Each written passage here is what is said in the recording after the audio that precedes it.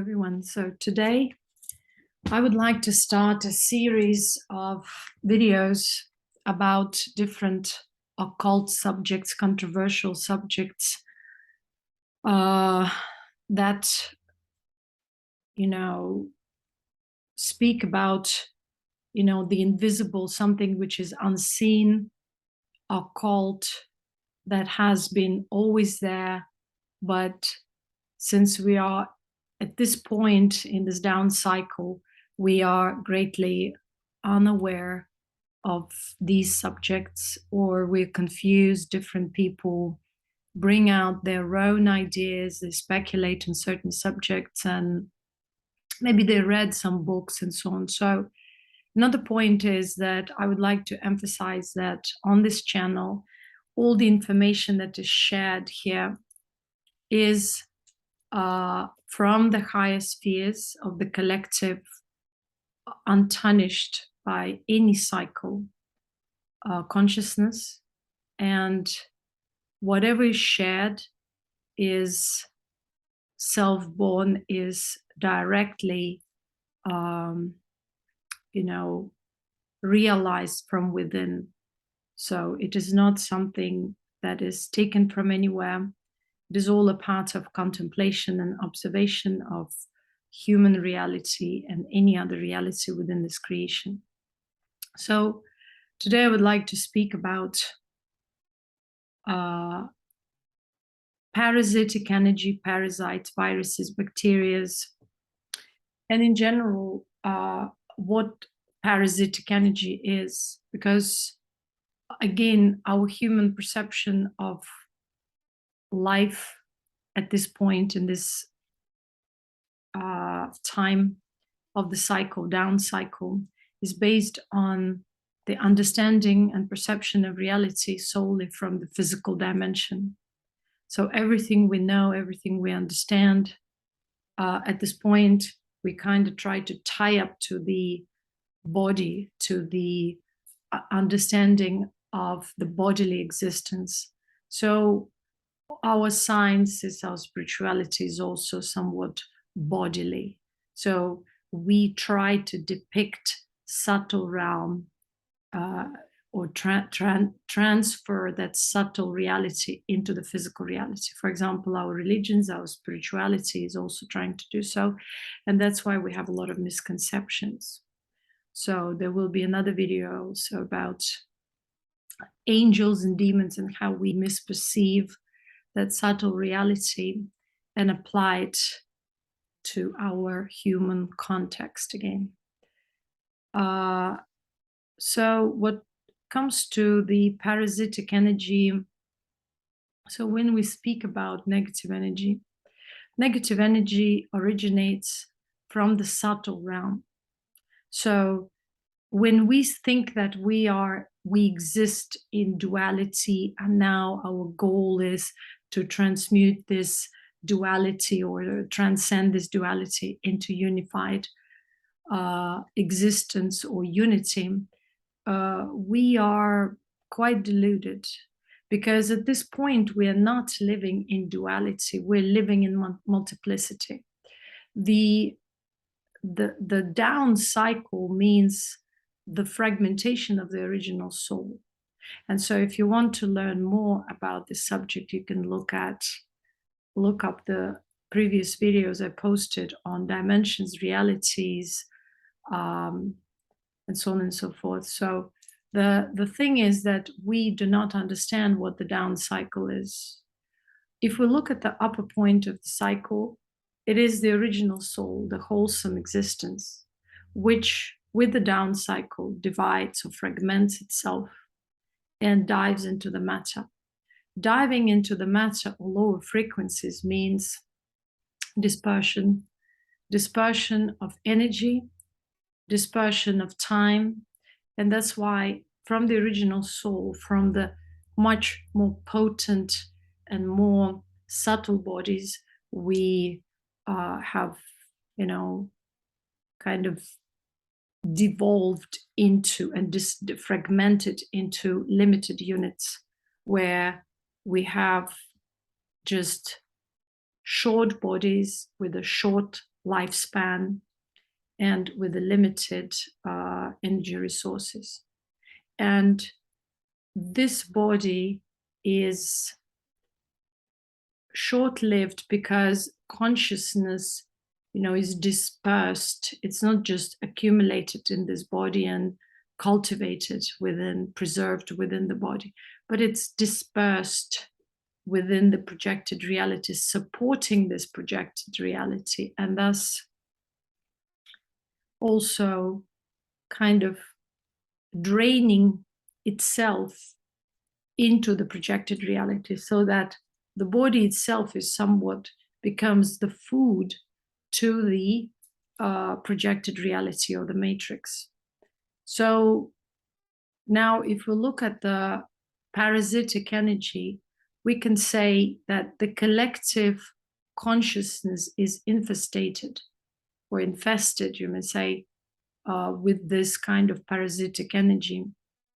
And this parasitic energy is nothing else but the limitations of this collective, the limitations that we have accumulated through the down cycle.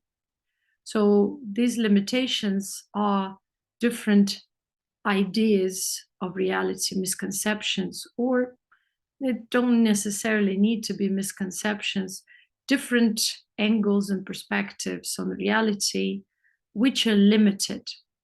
So they just show different fragments. It's like once we had the whole mirror, and now the mirror has been shattered into fragments and pieces, and all these fragments and pieces still reflect, but that reflection is somewhat limited. So you may kind of use this example to understand what I'm trying to say.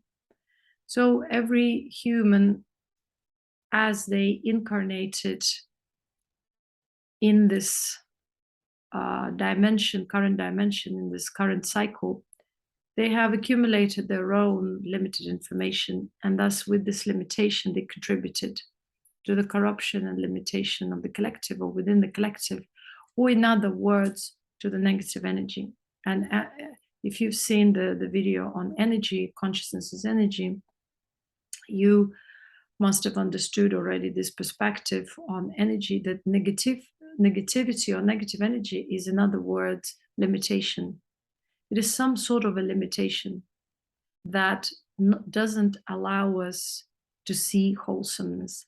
And yet through each and every element within this projected reality, or each and every speck of consciousness, we can access the wholesomeness, because the wholesome existence is always there.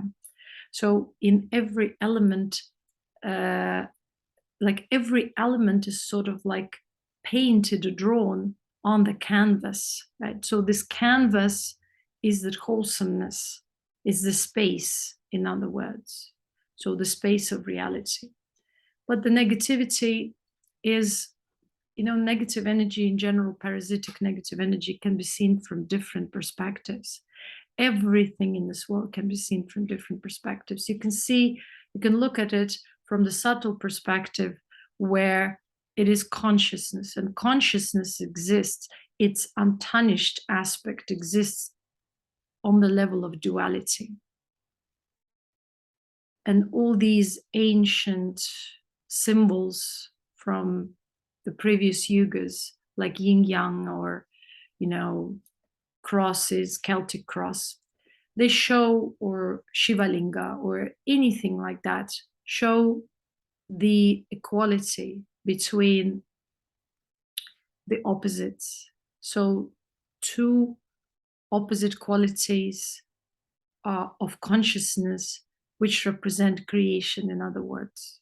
So that aspect is very advanced for us. That level, not aspect, but that level of consciousness of duality is very advanced in comparison with the current state of consciousness, or level of consciousness of the collective humanity, the majority of human beings in this day and age, because this is not the age of duality. So our goal at this point, on a spiritual level, or whatever, from our spiritual perspective, is not to reach unity. We cannot. It is to aim at simplifying our existence towards the duality, because duality, in comparison with our multiplicity and fragmentation, is a super state, is a state of super simplicity, because it's duality, right?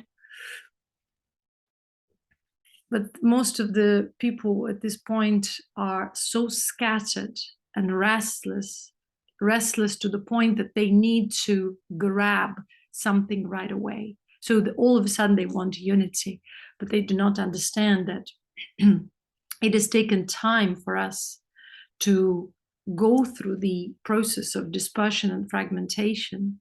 And in order to ascend, we will need to spend thousands of years on the collective level to, first of all, realize the simplicity of duality, and then to transcend that and ascend further towards the unity. But at the same time, it's not a linear process. And so when we awaken to the spiritual dimension, to that unified field, it doesn't mean that we have already transcended there. It doesn't mean that we have already surpassed everything and collected all our fragments into one. But we have that perspective. We're aware of that.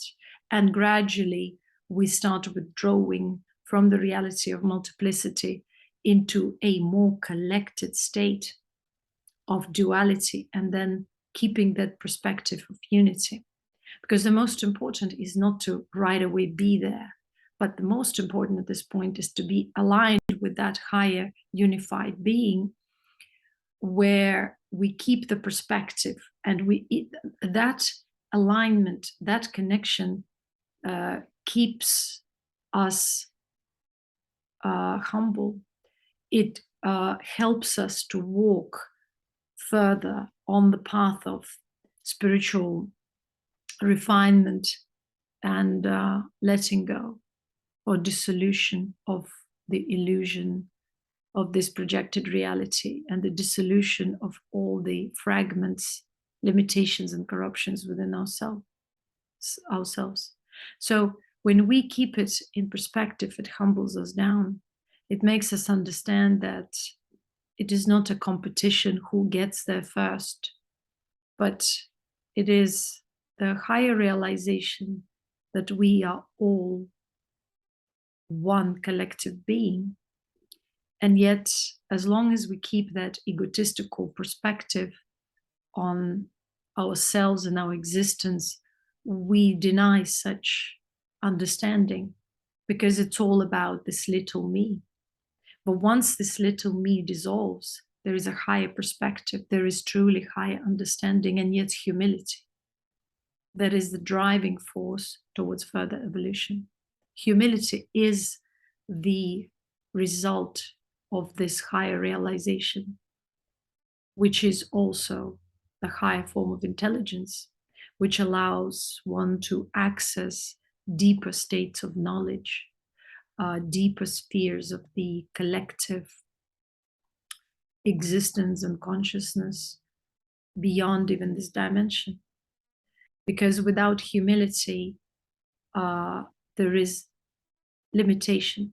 The lack of humility means limitations and barriers, which keep on dispersing one's conscious energy power, and thus one's time and life towards the projected reality. So this dispersion itself is toxic for one's existence.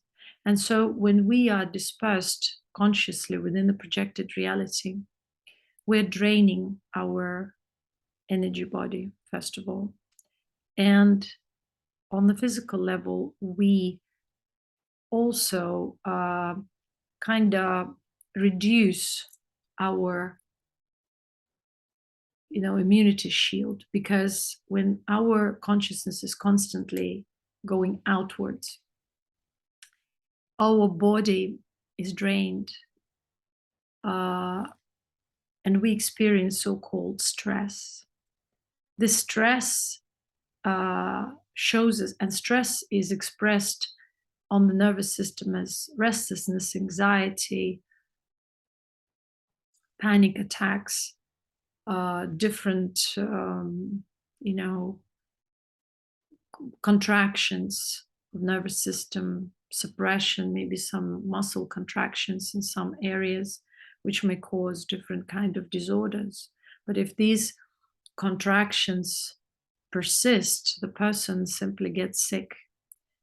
And the sickness means that the energy has been drained from a certain area within the energy body for too long.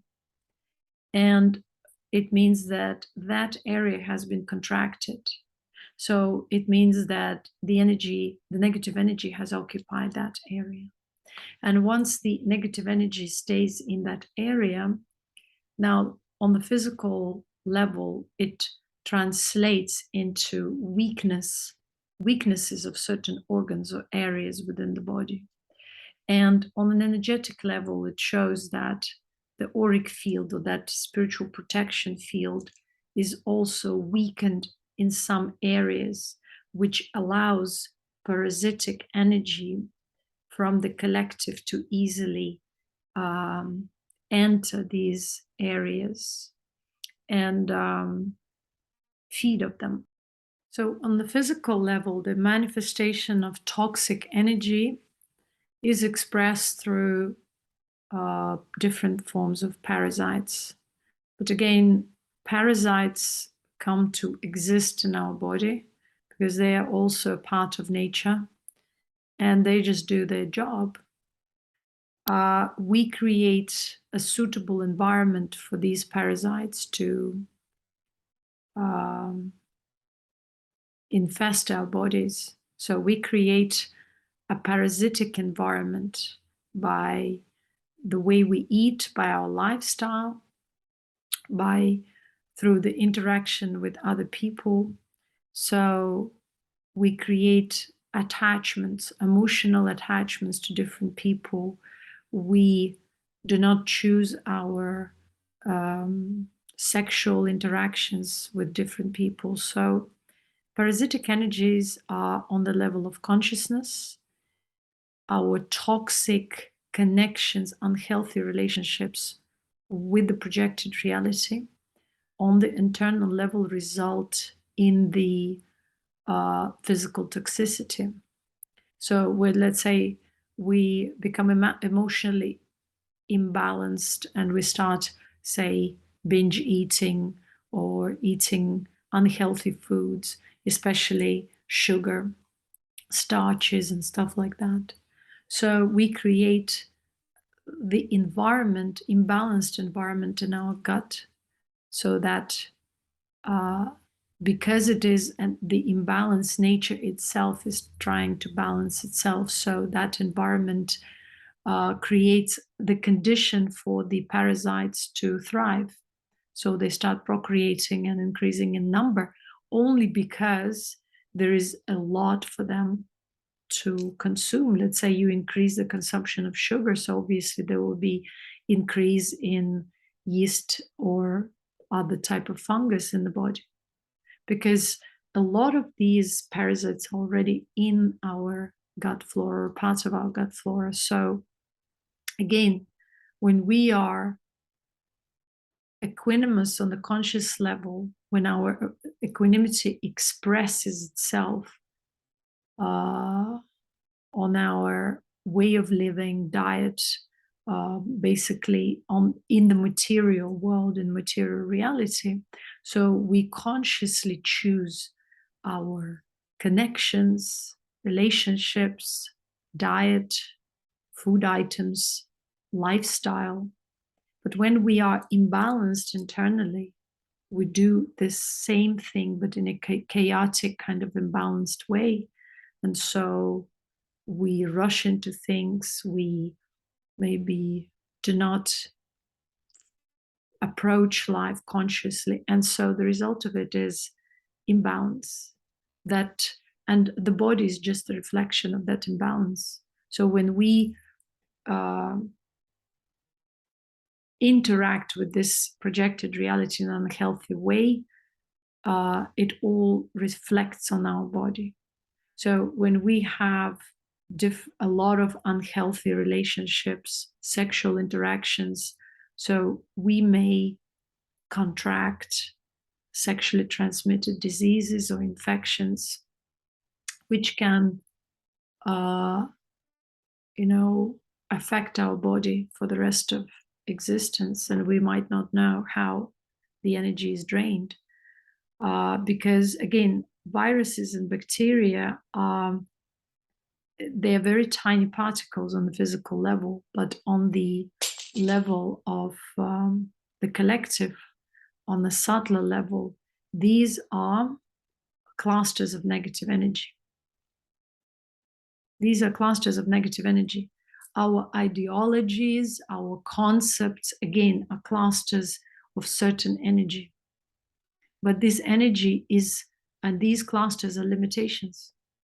So again, these are also different forms of toxic energy. And toxic energy is that energy that is limited, that requires your conscious focus, that requires your attention, that needs your energy to exist within the collective. So if we want to also understand what the matrix is on the collective, on the subtle level, what the demonic energies are, these are the viruses, plagues, ideologies, because they touch the collective level of humanity. And by individually taking part in these or contributing with your attention to these clusters of energy, you automatically become a part of them because your consciousness goes there. So you open up your system to these toxic energies, or in other words, collective limitations.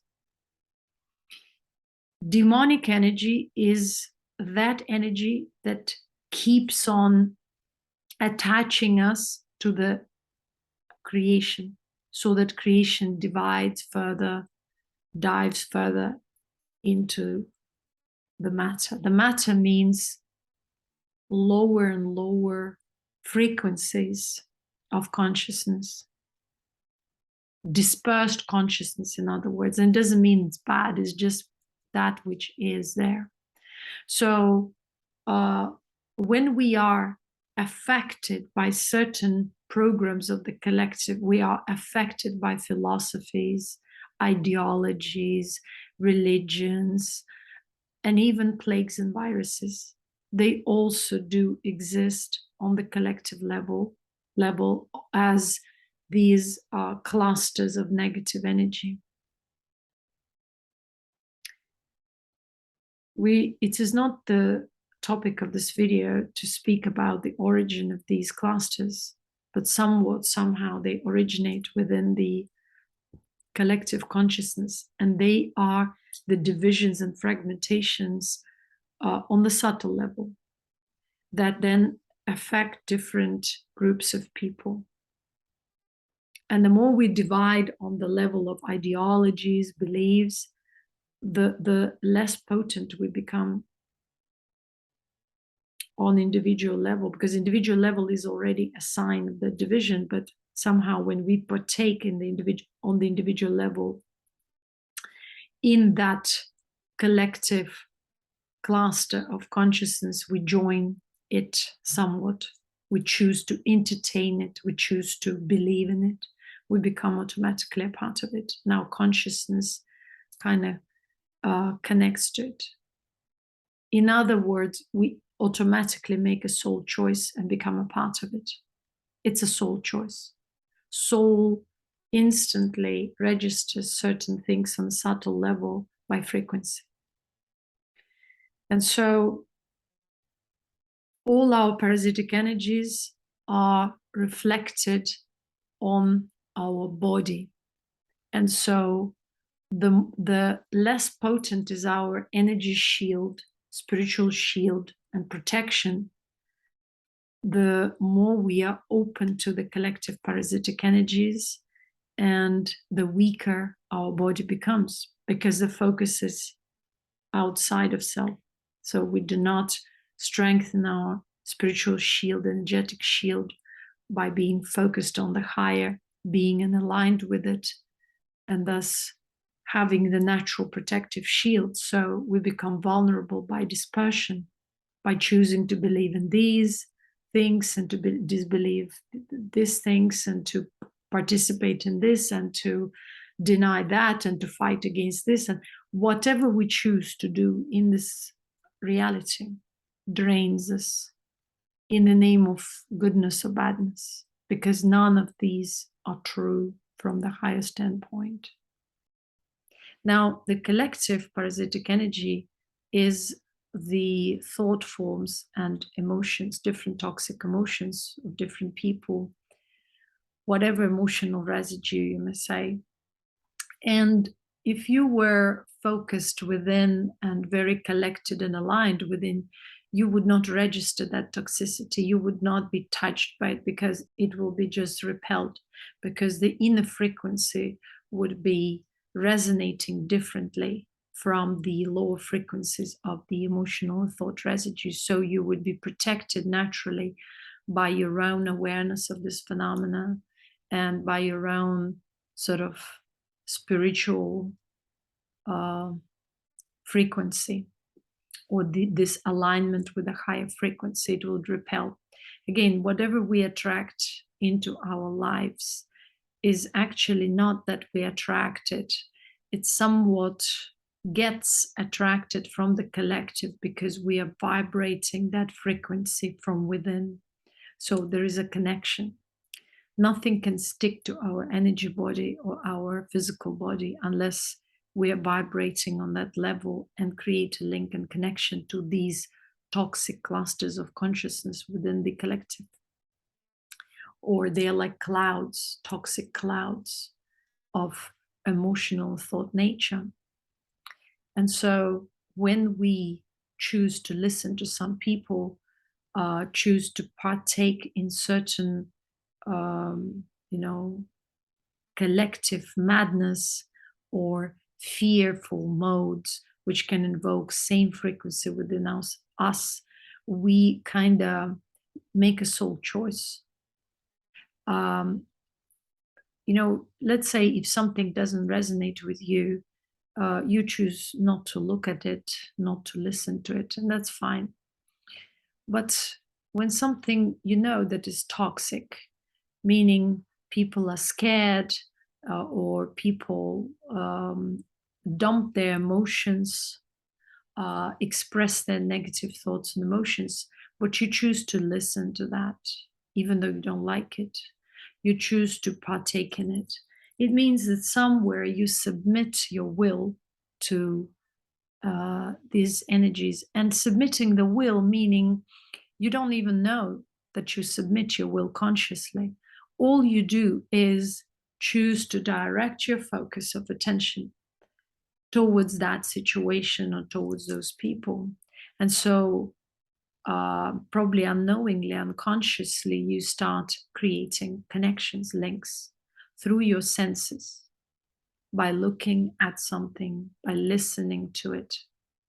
So this is the way we activate sort of our access to the toxic fields within the collective consciousness, by maybe even being curious sometimes, or by having invoked some kind of negative emotions within ourselves, like jealousy, envy, comparison. We think that we can hurt other people with these emotions, and it's true, we can, if they're weak enough to connect to that energy.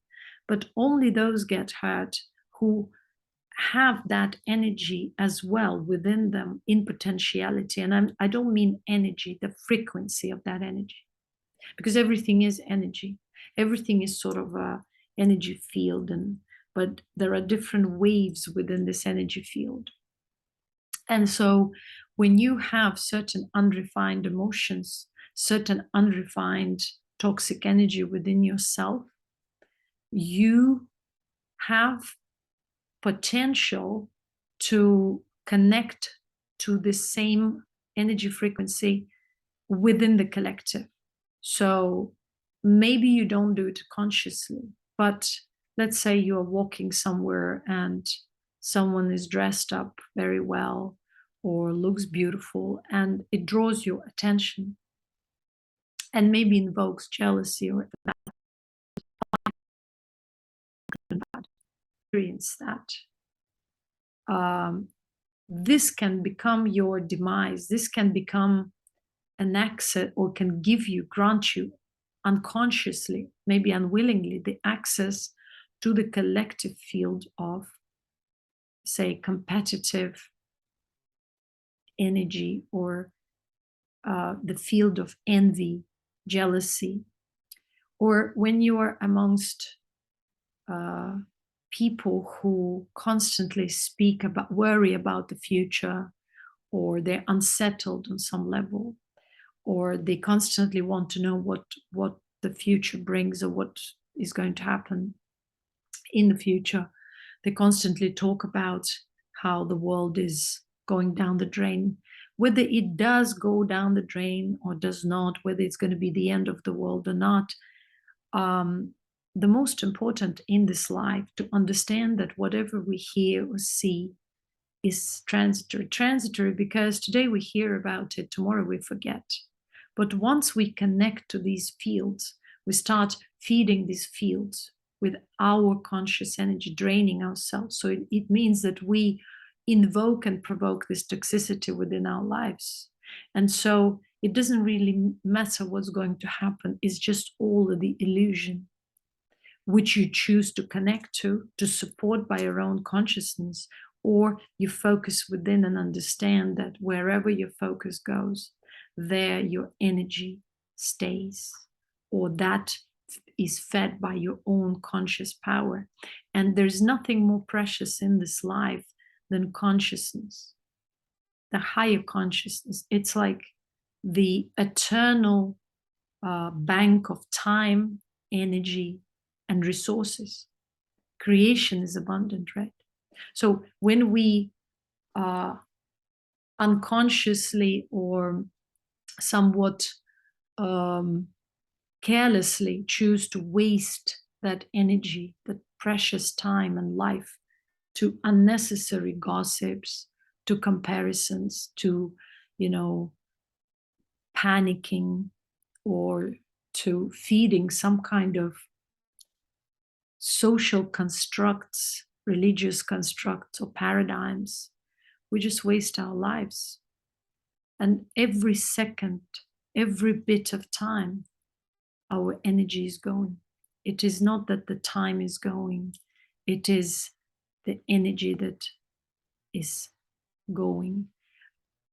I have spoken about it in the video about time, where I contemplated about it, and I understood that time is energy.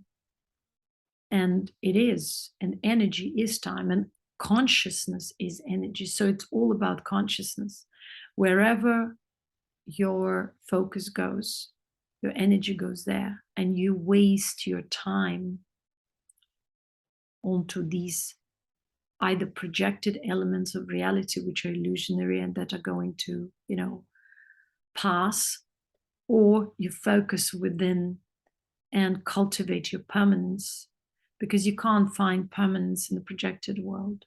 When the sages spoke about the projected world and its illusory nature, they meant that it's the world of waves, and consciousness in its projected mode constantly fluctuates and changes. And if you base your focus on that fluctuation, you're going to lose yourself. You're going to lose your essence to the projection. Once you focus within, you experience yoga, which means the unified field. Even though you remain in the projected reality, because you have this body, you drive this body within this projected reality. Your awareness remains on the essence, on the permanence. And by being aligned with that permanence, your energy is preserved, your life is preserved, your time is preserved, meaning you have time in abundance. It means you have unlimited bank account, you may say, in spiritual terms. Immortality is nothing but that. And so when we deal with toxicity, we don't need to constantly think about it. I shouldn't talk to these people, they're toxic. Because again, the moment you observe kind of actively, you should observe the projection, but in a kind of a detached manner. But once you get involved emotionally and you observe this projected reality in such a way that where you get involved and you start wondering why are people like this, you're questioning, why are people sad, why are people panicking, why is this world going to hell, or why is this world going to end, or is it going to end? So you're kind of involved emotionally. When you ponder actively about these things, you will never know, you will never get to know. The question why is irrelevant within the projected reality. When you observe this projected reality from a collected standpoint, from the point of inner alignment with the higher being and absorption, so from that unified point, you simply know without asking why and how. You just know. That's how all the knowledge, true knowledge of the higher frequency from higher spheres is received. So the toxic energy on the collective level starts from that higher level, intellectual level,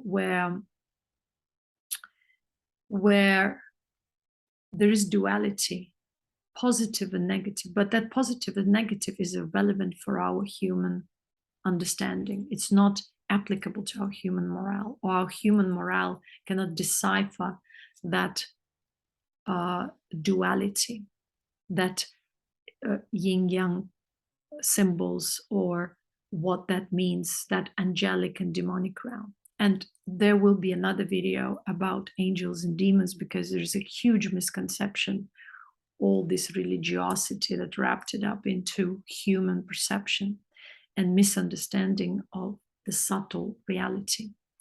Now, the subtle reality is the reality of consciousness. So I will a little bit spoil it, but I'll just give a little insight into it.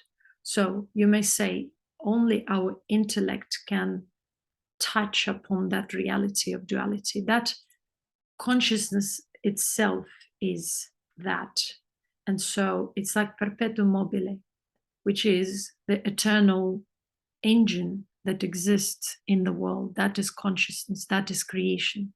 And this creation has two modes. One mode is that of the projection, manifestation. That is, you may say, the negative energy, but it's not negative from the human standpoint.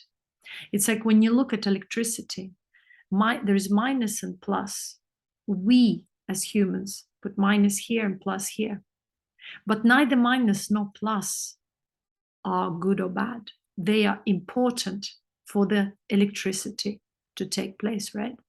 To happen. The same applies for the subtle realm. The subtle realm does not, we cannot just decipher that. It doesn't apply to human notions of good and bad, because there is black and white, but it doesn't mean that black is bad or good, or white is bad or good. All or both are a part of consciousness. And because of this constant mode of interaction of these opposites, there is creation. And so this creation applies to our realm of existence only slightly.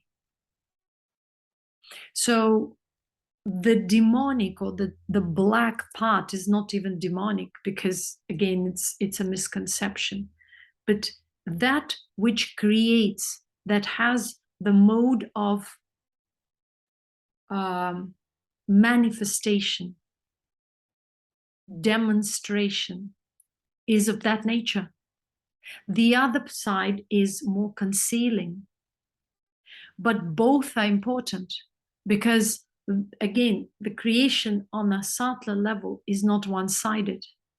we experience creation on our dimension in a multiple way. So we experience creation as multiplicity at this point, in this day and age, on this current dimension at this point. But it doesn't mean that it is a universal experience for all the dimensions. So the more we evolve, the more we start seeing kind of different perspectives, or having different perspectives. And again, when you are looking at the world from the 100th floor, you see one perspective. When you look at the world from the 10th floor, you have a different perspective. When you stand on the ground floor, again, you have a different perspective. That's why all different people, depending on their, or human beings, I would say, depending on their evolutionary level, acquire different perspectives. And these perspectives as well are not static, because evolution is ongoing.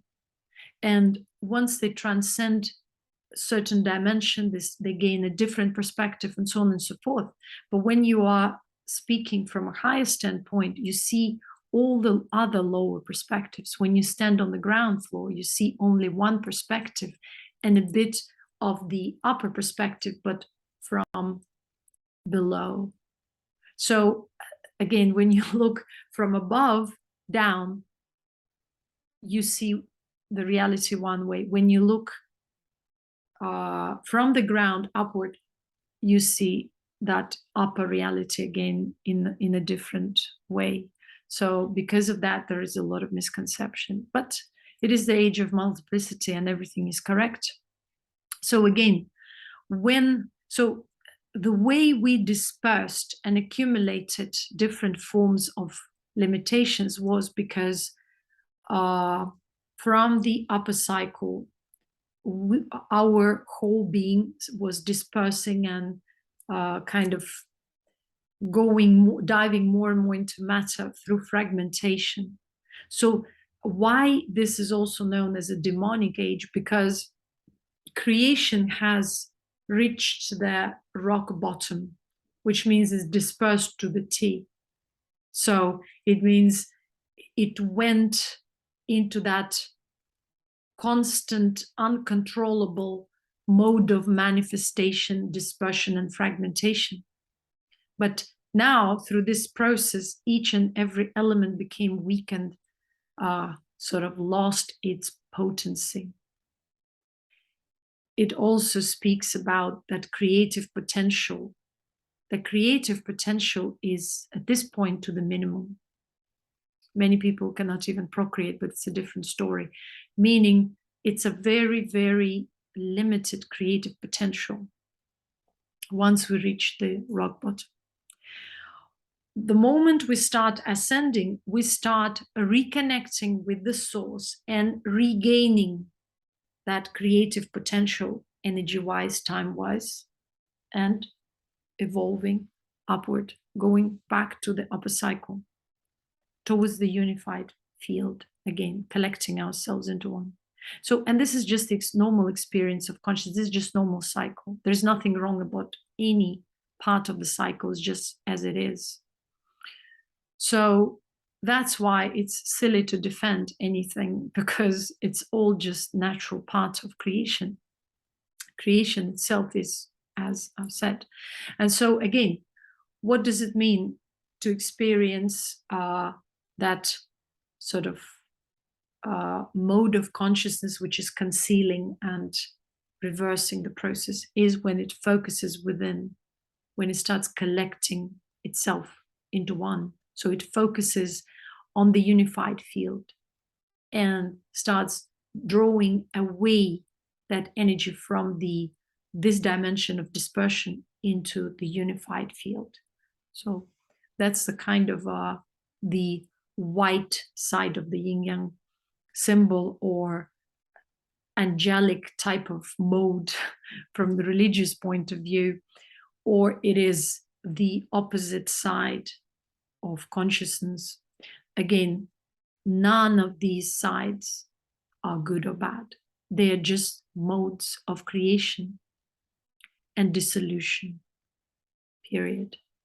And whatever exists in between is just the sort of projected mode of experiencing this creative potential through the awareness, kind of the way consciousness exists in the projected or unprojected modes. So the poles of this is dispersed into the creation mode and completely absorbed.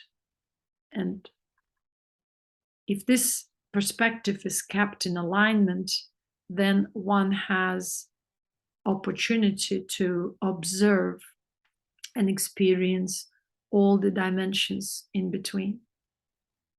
So when one is in this aligned, awakened perspective and keeps that unified field in perspective while being also at the same time aware of other dimensions and also being in the reality of this dimension, dispersed dimension, one understands that the modes that keep one attached to this dimension. So it's not actually the projected mode or the other mode that are toxic or good or positive or spiritual, non-spiritual. Everything is spiritual. The thing, because there's awareness there. The difference is that once we lose that connection between the both, that is where the actual spiritual death happens, the death to the matter.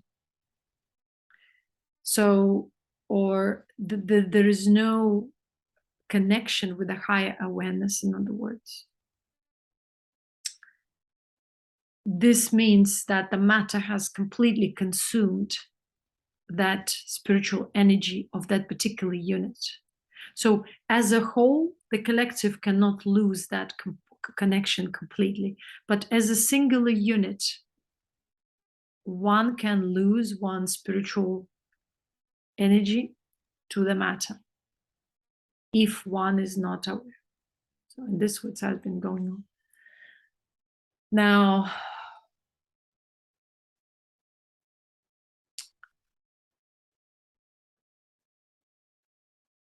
yeah, so the toxic energy is that which keeps us in bondage, which kind of preoccupies or draws our awareness towards the projection, illusion, entertains, swirls our consciousness towards the illusion. So that is toxic energy. And within our dimension, everything that invokes emotions, invokes trauma, shows us, first of all, it has also a very important, significant point where it shows the trauma so we can heal. So once you become aware of this mechanism of draining of your energy, which is trauma, so once you understand this sort of toxicity from within, which is trauma, that the toxicity means trauma is that moment where you lost a part of that conscious being to the projected reality through a certain traumatic event or situation. And so at first, the projection plays an important role because it reflects your trauma. It invokes these emotions, it invokes everything. So that you can recognize your toxicity. But at some point, you're supposed to keep your focus within and dissolve this toxicity, dissolve this trauma, remove that sense of self, which is now outward, and bring it within. Outward meaning you have empowered a part of yourself which is outside, or it's not even a part of you. Maybe you empowered someone else and connected your sense of self to these beings or to these situations. And this way, there is a link between the illusion in you and your essence, where you're losing your essence, your conscious energy there. probably unconsciously most of the time. And so once you become aware of this mechanism and of this process of losing energy towards the projected reality, you realize that your focus has to stay within the body, within your own being, within your consciousness, and within your body. So this way you start the process of healing. And once you've created, or kind of not created, you've restored the wholesomeness, you've restored this connection with the creative being, you realigned, you start seeing these two modes. Now you've evolved to the point of duality, where you see these two modes. One is that even though you are connected, tapped into this creative being, higher being, you still have this mode towards, I want to create, I want to be something in this world. So you see kind of the tendencies. So if we want to understand the higher level of demonic nature, is that nature to be something within the illusion, to create, to give out, to give out. The angelic nature is more to be concealed and be there just without really measuring yourself or validating yourself through the projection. So again, these are just two modes. Both are relevant. Whatever is within that collective consciousness on the level of duality has that higher knowledge. So again, there are different forces within that dual. I mean, the duality itself is there, but the forces of this duality kind of are connected to our projected reality through our intellect. And so that's where we are accustomed to judging, to looking at reality and kind of splitting it instantly into good and bad, positive, negative. And so this comes from this sort of the realm of duality, but it again kind of devolved to the state, degraded to the state of limited judgment that is rooted in the human morale, social, religious, whatever. So it's limited judgment. A lot of spiritual schools taught the first rule: do not judge, do not assume, do not assume anything about the reality, do not believe what is believed.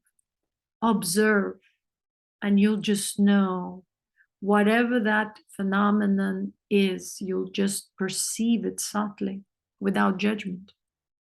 That's the perception of wise evolved beings. Perception without judgment, where you see the duality of each and every element. But to see the duality also means to see the wholesomeness, duality in a wholesome state. That's the higher state, in a unified way. As well as you can see multiplicity also from a unified perspective, from the absorbed perspective. And this way you naturally create an impenetrable shield against any form of toxic limited energy, because you do not entertain limitations, you do not partake in limitations, you do not partake in debates, or you do not defend limited ideas. You see, you know, and you let go.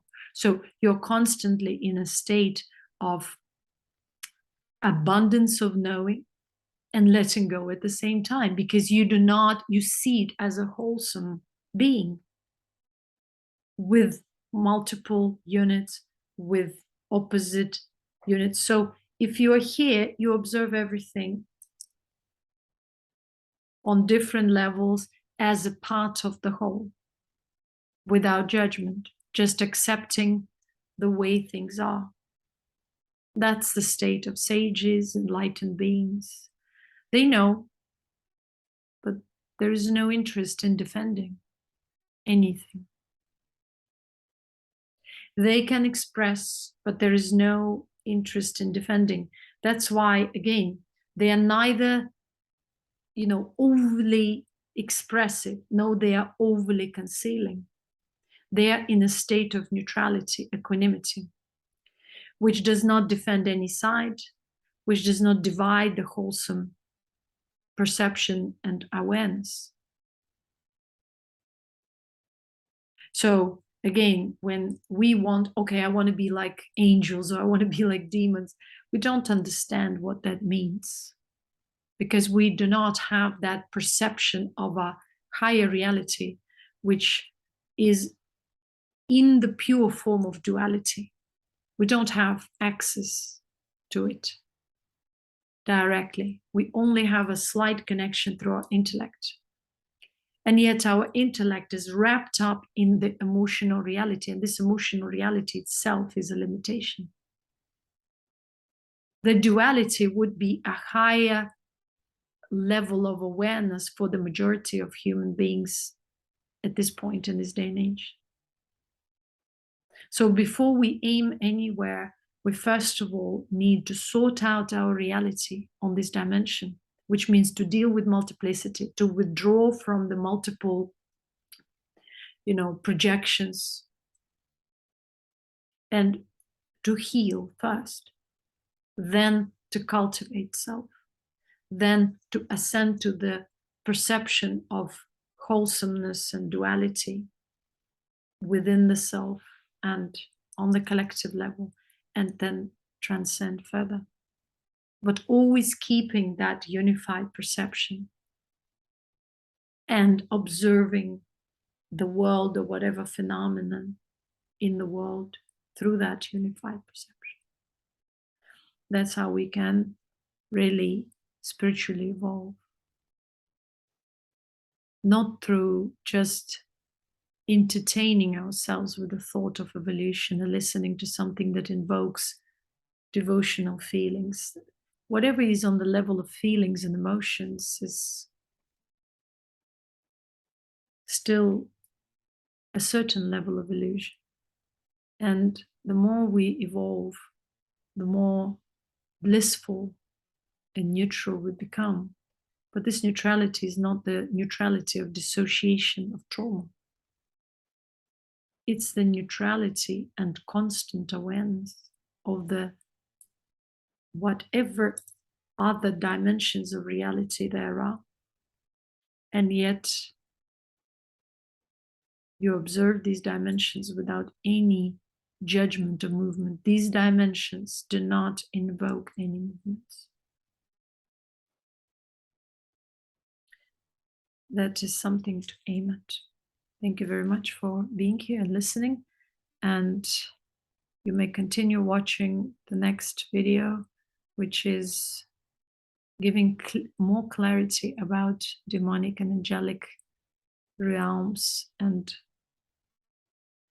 how we have misconceived or misperceived that realm because of lack of actually direct experience and perception of that. And so I'll see you there. Thank you very much.